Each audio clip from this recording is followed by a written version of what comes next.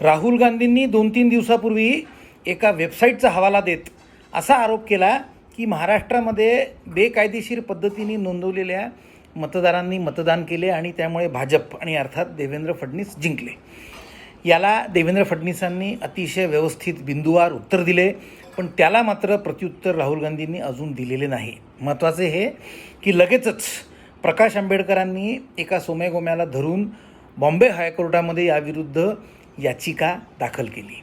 ती याचिका कालच कोर्टाने खारिज केली आणि प्रकाश आंबेडकर आणि गँगला सज्जड दम भरला. त्यांचे म्हणणे हे की तुम्ही आमचा एक दिवसाचा वेळ वाया घालवला आणि तुम्ही संपूर्ण 288 आमदारांच्या निवडणुकीवरती सवाल कसा काय पैदा करू शकता, हे चालणार नाही. आणि हा बॉम्बे हायकोर्टाचा निर्णय आणि ही फाईल केलेली याचिका यामागेच राहुल गांधींचे राजकारण लपलेले आहे. नमस्कार, जय श्रीराम. मी अजय सुदामे, तुम्ही बघत आहात इंडिक विचार. आता असं बघा मित्रांनो की कालपासून, म्हणजे काल 25 जून होती, कालपासून बरोबर 50 वर्ष मागे राहुल गांधींच्या आजी इंदिरा गांधी यांनी देशावरती आणीबाणी लादली होती. या आणीबाणीवरती चर्चा होऊ नये म्हणून राहुल गांधी हे असले काहीतरी वेडेचाळे करत असतात. तर प्रश्न हा की यातनं काय मिळणार, तर अर्थात पब्लिक अटेन्शन. तुम्ही याला सवंग प्रसिद्धीसुद्धा म्हणू शकता.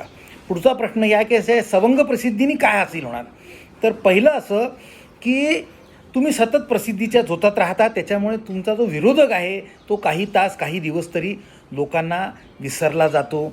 नंबर 2, तुमचे जे कट्टर समर्थक मतदार आहेत त्यांना असं वाटतं की आपला नेता काहीतरी करतो आहे, त्यामुळे ते इकडून तिकडे जाण्याची शक्यता कमी होते. नंबर 3, हे सरकार अवैध आहे, अनकॉन्स्टिट्युशनल आहे असा सतत आरोप करून तुम्ही इलेक्शन कमिशन आणि कोर्टावरती प्रेशर आणता. आणि हे जे कोर्टावरचं जे प्रेशर आहे मित्रांनो, यातच सगळं गमक लपलेलं आहे. त्याचं कारण असं की मी जसं सांगितलं, आजपासून 50 वर्षांनी 25 जूनला इंदिरा गांधींनी आणीबाणी आणली, मात्र त्याच्या 13 दिवस आधी 12 जूनला जगमोहन सिन्हा यांनी यशपाल कपूर नावाचे IAS अधिकारी यांनी इंदिरा गांधींचा प्रचार केला म्हणून त्यांचं इलेक्शन नल अँड व्हाईड केलं होतं. तर राहुल गांधींना ही आशा आहे, कुठेतरी होप ही आहे की असं एखादं इलेक्शन, आपण भाजपचं एखादं इलेक्शन कोर्टा through null and void declare करायला लावू आणि तिथून क्रांती सुरू होईल. आज इतकेच. याच्यावरती एक डिटेल व्हिडिओ घेऊन लवकरच येतो आहे. जय हिंद, जय श्रीराम.